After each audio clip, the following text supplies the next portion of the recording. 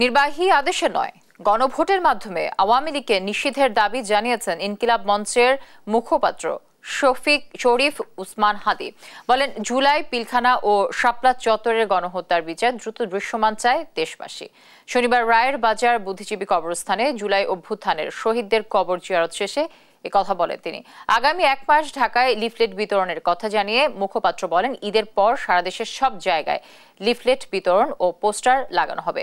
জুলাই পিলখানা ও শাপলা গণহত্যার বিচার ও আওয়ামী লীগ নিষিদ্ধের দাবিতে শাহবাগে 25 এপ্রিল শহীদ সমাবেশের কথাও জানান তিনি।